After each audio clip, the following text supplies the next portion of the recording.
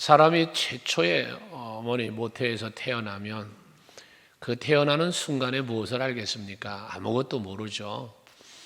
그러나 이제 그 품에서 자라면서 엄마의 얼굴을 알아보기 시작하고 아빠의 얼굴도 알아보기를 시작하고 또 가족의 모습들을 다 이렇게 이제 살펴서 알게 낯익게 되어지는 거죠. 그러다 보니까 가족이 아닌 엄마와 아빠가 아닌 다른 사람을 보면 낯설어서 낯가림한다 하죠. 울기도 하고 그래야 합니다. 그러면 모르는 사람들의 입장에서는 또 서운하기도 하죠. 왜 이놈 낯을 가리나? 내가 지한테 뭐 잘못해 준 것도 없는데, 그죠? 그러는 아이들의 성장입니다. 그러나 언제 이렇게 성장하는 과정 속에서 알아보기 시작하는 것이 관계 형성입니다.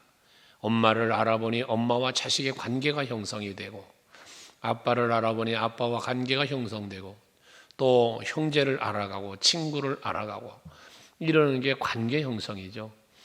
근데 이러한 관계가 되어질수록 가까워지면 가까워질수록 알면 알수록 서로가 지켜야 할 도의적인 것이 있습니다. 도리라고도 우리가 말합니다. 그래서 엄마는 자식에게, 자식은 엄마에게 이런 관계 속에서 지켜야 할 도리라는 게 있어요. 이 도리라고 하는 것은 결과적으로 보면 서로가 요구하는 겁니다. 부부간에도 도의가 있습니다. 남편은 아내에게, 아내는 남편에게 서로가 지켜야 할 도리라는 게 있어요. 그 도리라고 하는 기준은 서로 요구하는 거예요. 남편이 아내에게 요구하는 것, 아내가 남편에게 요구하는 것. 그 서로의 요구가 충족되어질 때, 서로가 원하고 요구하는 것이 서로에게 충족되어질 때 이 관계는 좋은 관계가 됩니다. 그리고 서로의 삶이 행복해지게 되어 있습니다. 이것처럼 인간관계가 그런 것처럼 누구를 만나느냐, 어떤 관계가 형성되느냐, 그 관계 형성 속에는 서로의 요구의 충족이라는 게 있는 것처럼 우리 그리스도인들에게도 마찬가지입니다. 처음 교회를 나오고 예수를 믿기 시작을 하고 그러면서 점점 예수를 알아가고 하나님을 알아가고 그러면서 그 아는 지식의 수준에 멈추는 것이 아니라 이제는 믿고 의지하는 이런 관계적 발전이라는 게 있습니다. 그러면서 우리가 성숙한 신앙생활을 하는 과정 속에 무엇이 이루어지느냐? 하나님의 뜻을 분별할 줄 아는 것, 하나님이 나에게 원하시는 게 무엇인지를 아는 것, 이게 바로 성숙한 그리스도인의 삶의 모습이라고 할 수 있어요. 어린아이가 자기가 원하는 것만 요구하는 어린아이 같은 모습이 있죠. 그런데 이 아이가 성인이 되어서 자라면서부터는 어머니 마음이, 아버지 마음이 이렇게 부모를 헤아릴 수 있는 것이 생기는 것처럼 우리들도 신앙생활하면서 이제 내가 바라고 내가 원하는 것만 하나님 앞에 달라고 졸라대는 어린아이 같은 신앙이 아니라 하나님의 요구가 무엇이며 하나님이 나에게 무엇을 원하시는지를 헤아릴 줄 아는 그런 신앙의 사람이 되는 것, 그게 바로 성숙한 그리스도인의 모습이라 말할 수 있습니다. 오늘 성경은 바로 여호와 하나님께서 우리들에게 원하고 요구하시는 것이 무엇인가, 그걸 말씀해 주고 있습니다. 특별히 이 말씀을 하는 중에 15절에 보면 하나님이 우리에게 요구하심이 무엇인가를 말씀하면서 15절에 보면 여호와께서 오직 내 조상들을 기뻐하시고 그들을 사랑하사 그들의 후손인 너희를 만민 중에서 택하셨음이 오늘과 같으니라. 이게 뭐냐면 아브라함부터 시작해서 이삭에게로 야곱에게로 그리고 이어져 내려오는 모든 언약, 그 언약을 기억하시는 하나님이 지금 그 후손들인 너희들, 지금 애굽에서 출애굽한 이스라엘 백성들, 지금 광야 생활이란 말이에요. 너희들을 택하셔서 너희를 만민 중에 택하셔서 하나님의 자녀, 하나님의 백성을 삼아주신 것, 이게 하나님의 사랑이고 하나님의 은혜라임을 저들에게 너희들을 위하여 하나님이 무슨 일을 했는지를 상기시켜 주는 거예요. 그러면서 하나님은 너희들을 위해서 이렇게 일을 해 주셨으니 너희는 하나님의 요구하심을 들어야 될 것 아니냐라는 이야기죠. 오늘 예배하시는 여러분들도 하나님께서 여러분들에게 요구하시는 것이 무엇인지를 헤아리며 그 요구하심에 합당하게 살기 위해 힘쓰는 여러분 모두 될 수 있길 바라요. 오늘 신명기에서 모세를 통하여 말씀하신 하나님은 하나님이 우리에게 요구하심을 많은 선지자들을 통하여 내가 너희에게 요구하는 게 무엇인지를 알라고 계속해서 말씀을 증거하고 있어요. 특별히 미가 선지자를 통해서 지난번에도 우리 미가서를 묵상한 바 있는데 미가서 6장의 말씀에 본 8절에 사람아 주께서 선한 것이 무엇임을 내게 보이셨나니 그래요. 선이 무엇인지를 너에게 보여주었다. 이게 하나님이 우리에게 베푸신 은혜예요. 예수께서 높은 보좌 버리고 이 땅에 오셔서 십자가에 죽으심으로 우리를 향한 자기의 사랑을 확증하셨다는 말씀한 것처럼 이 하나님의 계획과 하나님의 뜻과 하나님이 하시는 일을 우리에게 보여주셨다는 거거든요. 근데 이렇게 보여주시면서 이어진 말이 뭐예요? 그렇게 보이셨나니 여호와께서 내게 구하시는 것은 하나님이 우리에게 구하는 것, 바라는 것, 오늘 본문에 요구하시는 것이라고 했는데요. 그것은 오직 정의를 행하며 인자를 사랑하며 겸손하게 내 하나님과 함께 행하는 것이 아니겠냐라고 말씀을 해요. 그러니까 이렇게 선지자를 통하여 하나님의 요구가 무엇인지, 하나님이 우리에게 바라는 것이 무엇인지를 계속 말씀했다는 거죠. 구약에뿐만 아니라 신약에도 사도들을 통하여 계속해서 말씀을 우리에게 주셨는데 그 하나님의 말씀을 주신 목적에 대해서 디모데후서 3장 16절 17절에 보면 모든 성경에 대한 기록이죠. 바르게 함과 의로 교육하기에 유익한 이 성경을 우리에게 주셨는데 그 성경을 주신 목적을 뭐라고 합니까? 하나님의 사람으로 온전하게 한다. 모든 선한 일을 행하기에 그런 능력을 갖추려고 말씀을 주셨다는 거예요. 그러므로 우리가 하나님의 요구가 무엇인지는 성경에 기록되어 있으니 이 성경에 기록하여 우리에게 주신 모든 말씀을 잘 지켜 행하면서 하나님의 요구사항, 하나님이 우리에게 원하시는 것을 잘 헤아리고 그 헤아림에 합당하게 살아갈 수 있는 여러분 모두 되시기를 바랍니다. 그래야 하나님과 나와의 관계가 바르게 되고 그 바르게 된 관계 속에서 하나님께 영광을 돌리고 우리들에게는 은혜와 복이 임하게 된다는 사실도 여러분들이 또 깨달아야 할 것입니다. 그러면 이 시간에 오늘 말씀을 나누고자 하는 것은 하나님이 그럼 우리에게 요구하는 게 무엇이냐? 이미 우리가 받은 사랑에 대해서는 뭐 말할 것 없이 많은 은혜와 사랑을 받았으니까 그러면 그 사랑을 받은 우리가 하나님의 자녀가 된 우리가 어떻게 살 것이냐라는 거예요. 하나님이 요구하시는 게 뭐냐? 오늘 12절 처음 보니까 뭐라 합니까? 내 하나님 여호와께서 내게 요구하는 것이 무엇이냐 하면서 곧 내 하나님 여호와를 경외하여 라고 말씀을 해요. 하나님의 요구하시는 제1번 여호와를 경외하는 것이다 말씀입니다. 여호와를 경외하는 것은 그럼 무엇일까? 여호와 하나님을 경외하라 했는데 이게 제일 먼저인데 여호와를 그럼 경외하는 것이 무엇이냐? 여호와를 경외하는 것은 하나님을 믿고 신뢰하는 것이고 또 하나님을 사랑하는 것 그리고 하나님을 두려워하는 것 이런 것을 모두 일컬어 여호와를 경외하는 것이라고 했어요. 그러니 여러분들이 여호와를 경외하기 때문에 사랑하고 여호와를 믿고 신뢰하고 그리고 두려워하는 마음이 있기 때문에 무엇을 이루어야 되느냐? 여호와를 경외하는 것은 잠언서 8장 13절에 보니까 여호와를 경외하는 것에 대한 정의를 뭐라고 합니까? 여호와를 경외하는 것은 악을 미워하는 거다 그랬어요. 여러분이 여호와를 경외한다면 뭐 해야 된다? 악을 미워해야 된다. 악을 미워한다는 건 뭐예요? 악을 가까이 하지 않는 거예요. 악을 떠나서 사는 거예요.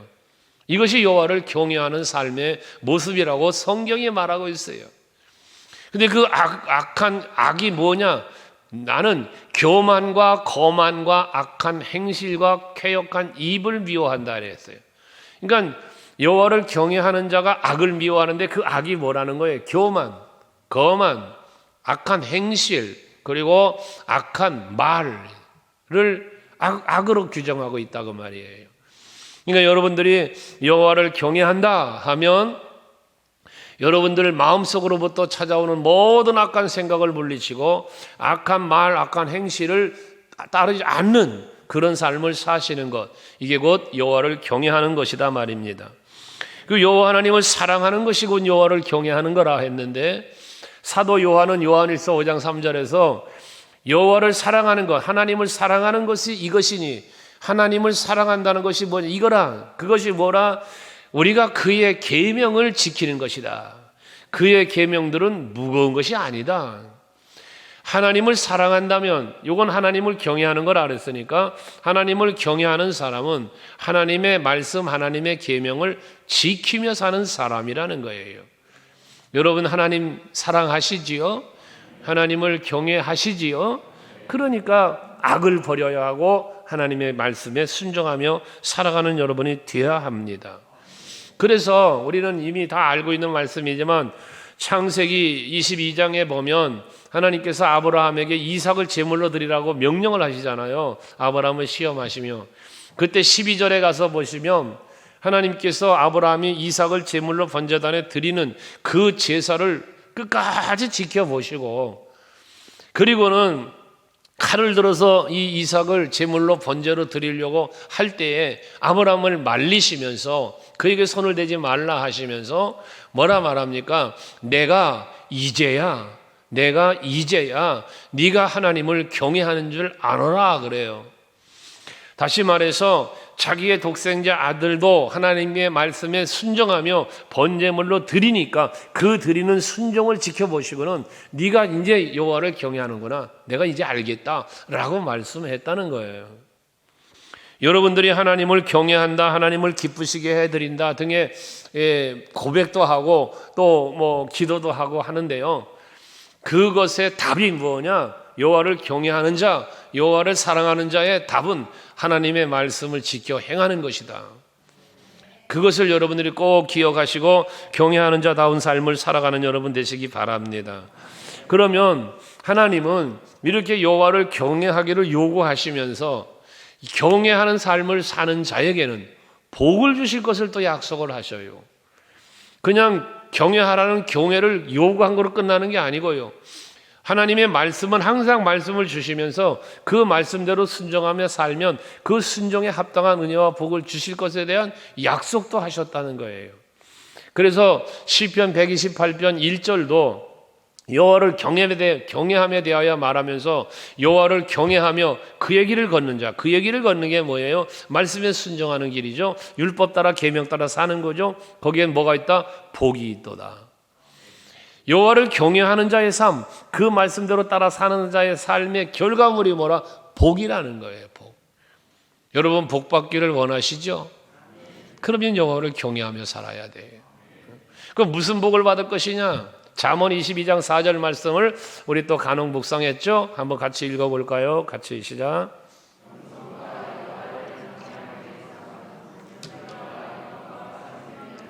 예, 여기 복을 구체적으로 나열을 했어요. 여호와를 경외하는 자에 대한 보상, 이게 여호와를 경외하는 자에게 주어진 복이에요.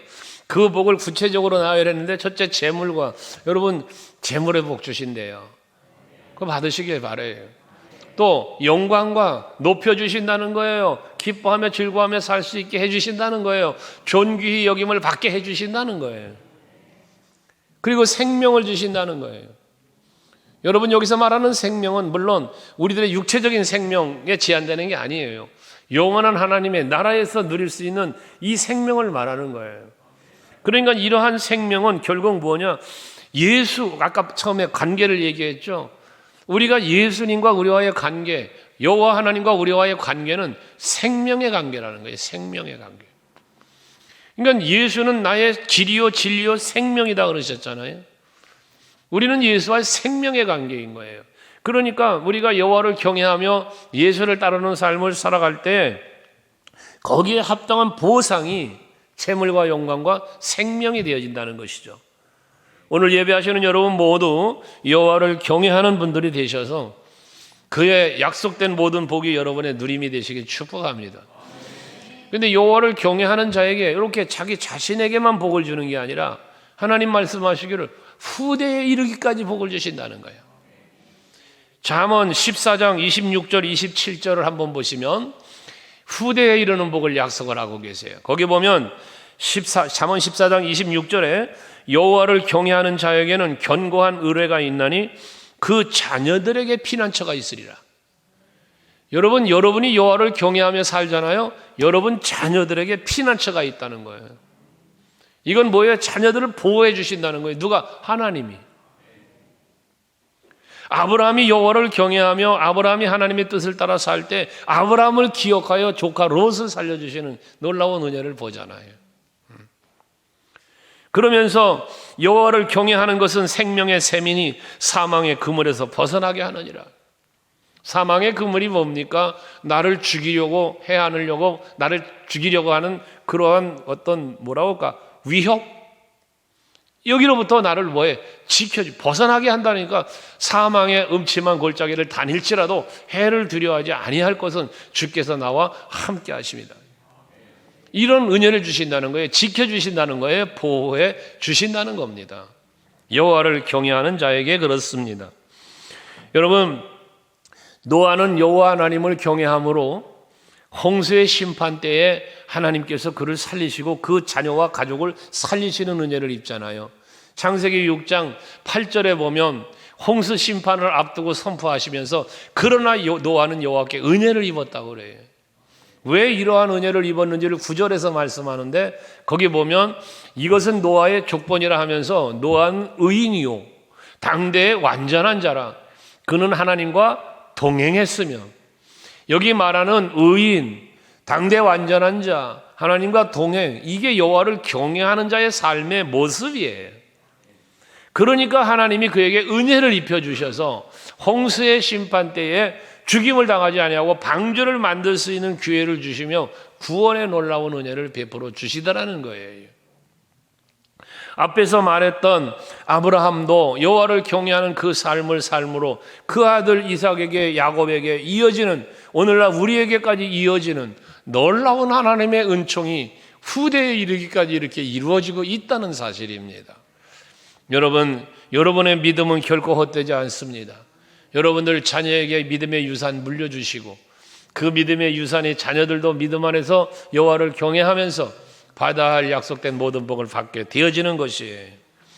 이방인이었지만 고넬료 백부장이죠. 고넬료 같은 사람도 사도행전 10장 2절에 보면 그 고넬료는 이방인 사람이에요. 이방 사람이에요. 로마의 백부장이에요.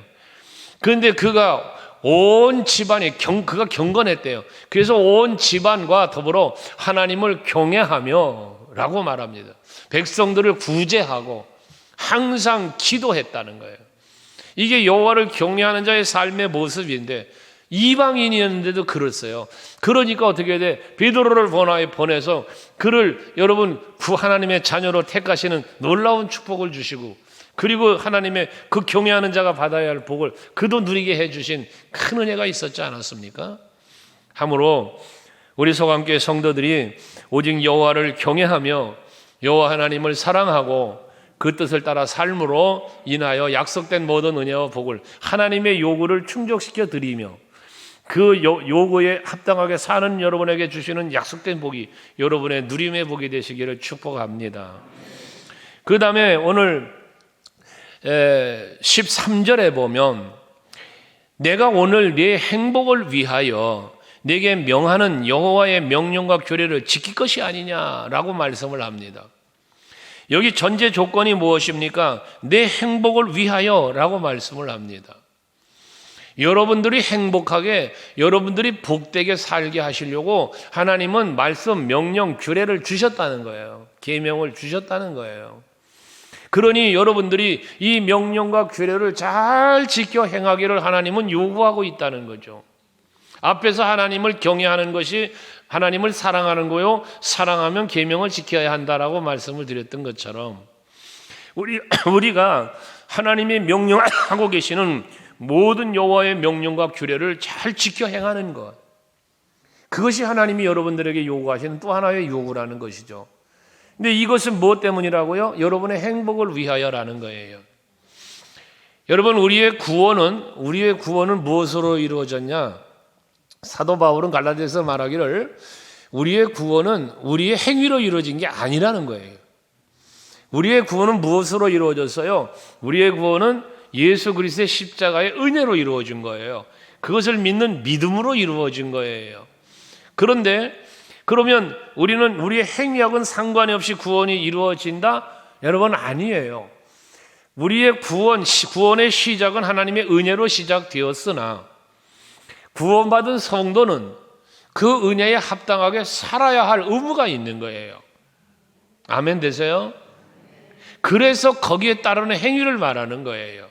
저 어떤 분이 그런 얘기하는 걸 들었어요. 하나님의 은혜로 우리가 구원받았다면서 우리 행위가 아닌 하나님의 은혜로 사랑으로 구원을 받았다고 하는데 왜 그렇게 해라 또는 하지 말라는 게 많으냐? 성경에 보면 하라는 것도 많고 하지 말라는 것도 많다는 거예요. 그러니까 신앙생활하는 게 너무 불편하다는 거예요. 힘들다는 거예요. 여러분에게 한번 물어볼까요? 여러분들 하나님의 은혜로 구원받았어요. 하나님 자녀가 되셨어요. 행위로 구원받는 거 아니거든요. 근데 성경을 보시면 어때요? 막 그 어떤 분의 말처럼 뭐 이렇게 하라는 게 많어. 또 하지 말라는 건 또 왜 그렇게 많어? 어떠세요? 말씀대로 사는 게 불편하지 않으세요? 신앙생활 제대로 하려니까 힘들어. 그렇지 않나요? 말씀대로 사는 게 힘들어. 말씀대로 사는 게 불편해.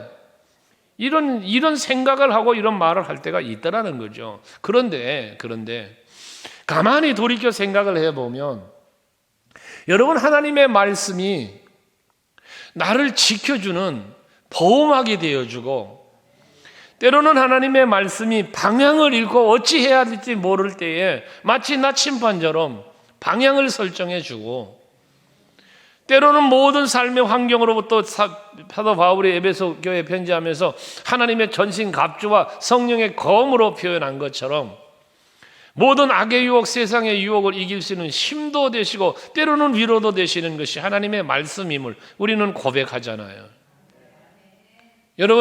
여러분들에게 하나님의 말씀이 힘이 되고 위로가 되고 또한 어떤 방향을 설정하는 데 있어서 도움이 되는 말씀으로 믿어지시면 아멘 하세요.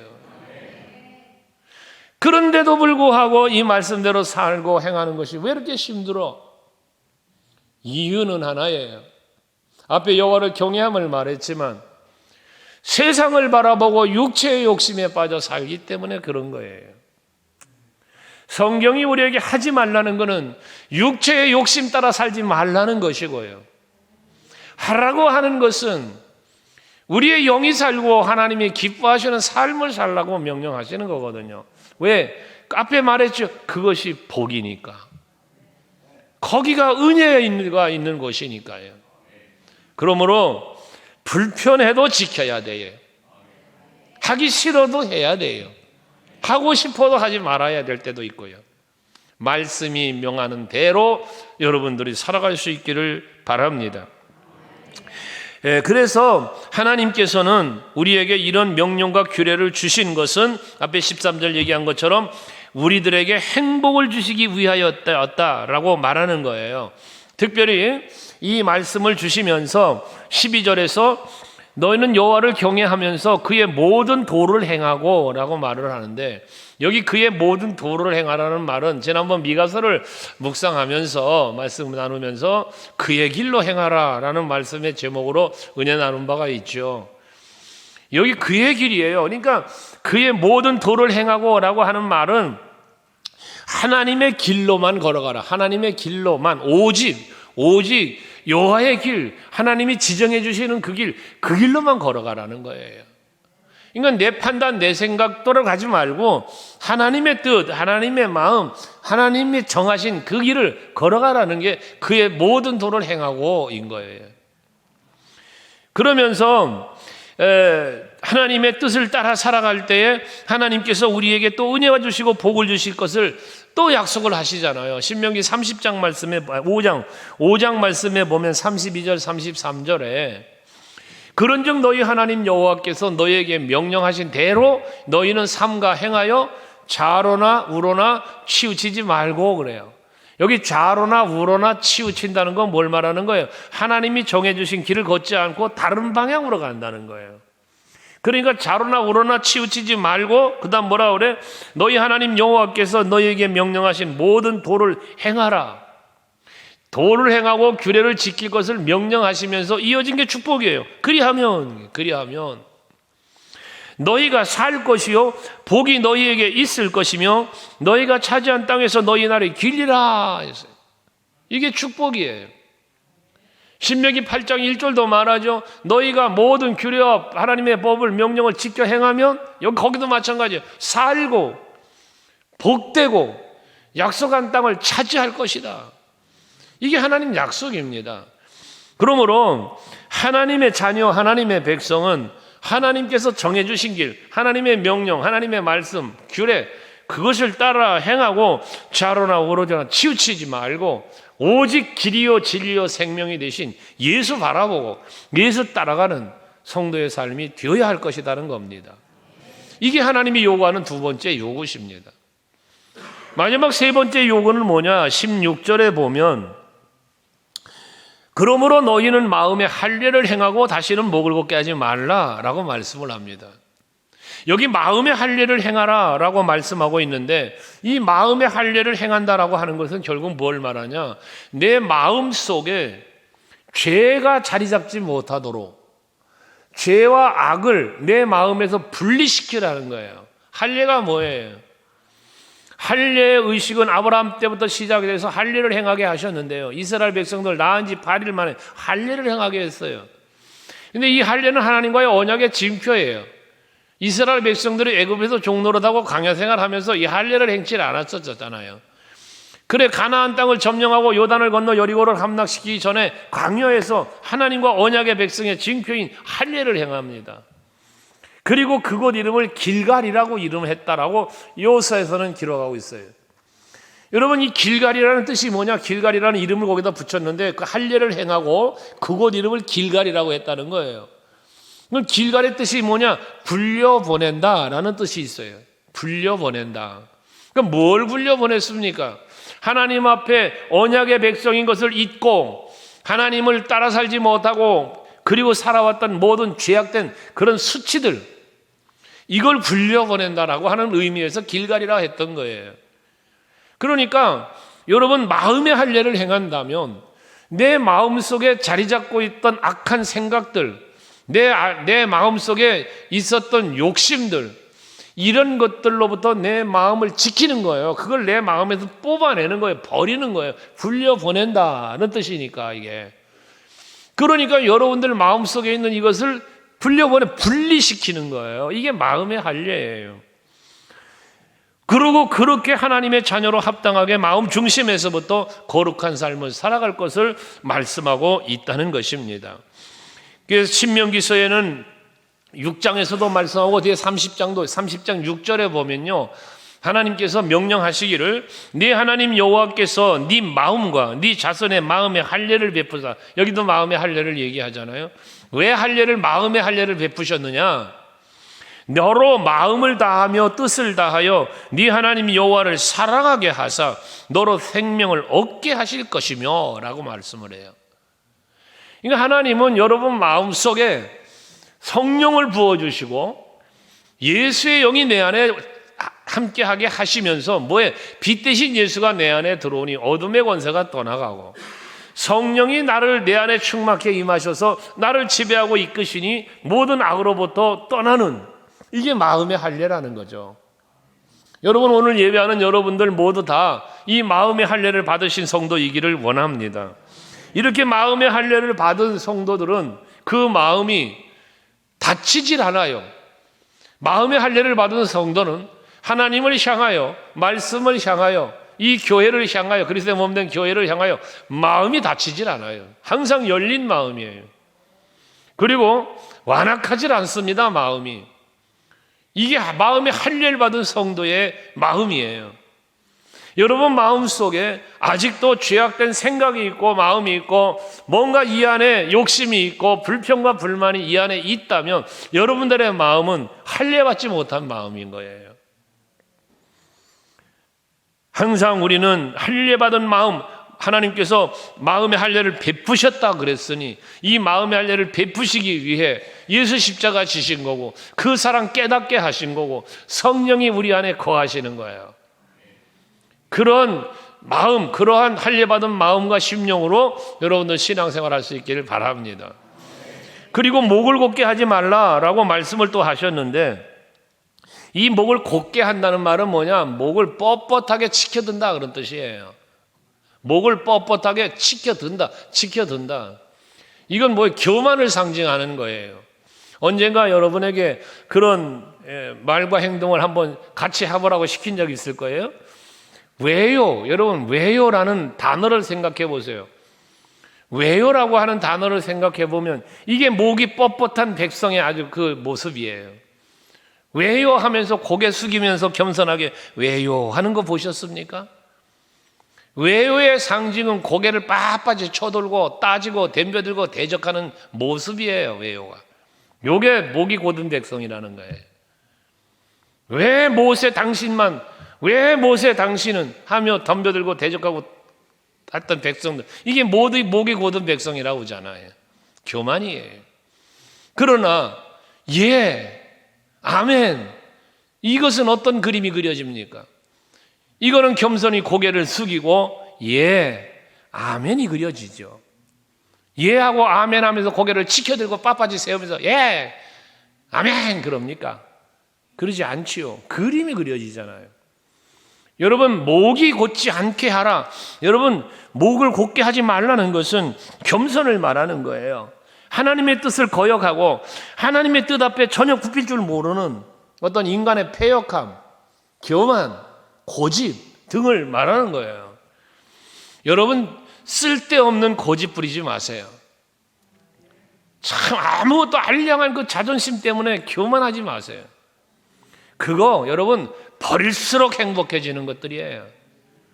그 조그만한 교만 때문에 왜 그 고개를 치켜들고 그러면 여러분 자신 불행해지고요, 다른 사람까지도 상처를 주게 되어 있어요. 예수님이 왜 수고하고 무거운 짐진 자들아 다 내게로 와라, 내가 너희를 쉬게 하리라 하시면서 내게로 와서 뭘 배우랍니까? 배우라는데 온유와 겸손을 배우랍니다. 여러분, 바울도 너희 안에 이 마음을 품으라고 예수의 마음이, 그 마음이 무슨 마음입니까? 본체 하나님이시나 하나님과 동등됨을 취하지 아니하시고 인간의 몸을 입고 종의 형체를 가지고 이 땅에 오신 예수다. 우리의 죄 때문에 십자가를 지신 예수다. 그 마음을 품으라라고 말하는 거 아닙니까? 여러분, 목을 곧게 하는 자는 패망의 선봉이라 그랬어요. 잠언서 16장 18절 그러죠? 교만은 패망의 선봉이라고. 교만하면요 하나님과 관계가 단절됩니다. 인간관계 단절됩니다. 여러분, 그러니 망할 수밖에 없어요. 독불장군이 어디 있어요 이 세상에? 겸손해 보십시오. 하나님이 기뻐해요. 사람들도 좋아해요. 온유합세 해보세요. 땅을 기업으로 봤는데요, 팔복에서. 여러분, 복된 거예요. 왜 이런 복된 온유와 겸손을 앞두고 왜 패망의 선봉이 되는 교만과 이런 악을 떠나지 못하고 삽니까? 우리 소강교회 성도들은 목을 곧게 하지 않는 성도가 되어서 겸손함과 온유함으로 온전한 마음으로 마음을 다하고 뜻을 다하여 여호와 하나님을 섬기라고 오늘 말씀하고 계시는데 12절에서 마음을 다하고 뜻을 다한다는 게 뭐겠습니까? 온 마음 다하여인 거예요. 온 마음 다하여. 여러분, 하나님을 경외하고 그 명령과 규례를 따르며 그리고 오직 여호와를 경외하면서 마음의 할례를 향하고 목이 곧지 않은 삶을 살려면 여러분들 스스로의 전인격적인 온전한 마음과 온전한 사랑으로 하나님을 바라보고 따라가는 것이, 그게 하나님이 기뻐하는 거예요. 그걸 충성으로도 표현을 해서 충성으로도. 왜? 충성이라는 단어는 믿음이라는 단어로부터 시작된 거니까. 믿음이 없이는 충성이 나오질 않아요. 믿음이 있어야 충성이 되는 거예요. 사랑이 있어야 헌신이 있는 것처럼. 그래서 요한계시록 2장 10절에 예수께서 사도 요한, 반모섬에 있는 사도 요한에게 7교회를 말하면서 말하잖아요. 죽도록 충성해라. 그러면 생명의 간을 얻을 것이다. 여러분들을 위하여 예비된 생명의 간도 있음을 믿으시고 부지런하여 게으르지 말고 열심을 품고 주를 섬기며 살아가는 여러분 될 수 있기를 바랍니다. 하나님이 요구하시는 것을 말씀드렸습니다. 여호와를 경외하라 했습니다. 그 명령과 규례를 지켜 행하라고 그랬습니다. 여호와 하나님 앞에 겸손하게 마음의 한려를 향하고 섬기며 사랑하라고 했습니다. 이게 하나님이 여러분에게 요구하는 겁니다. 그 요구하심에 합당하게 살아서 그의 약속되어 있는 모든 은혜와 복이 여러분들의 누림이 되길 주의 이름으로 다시 한번 축복합니다.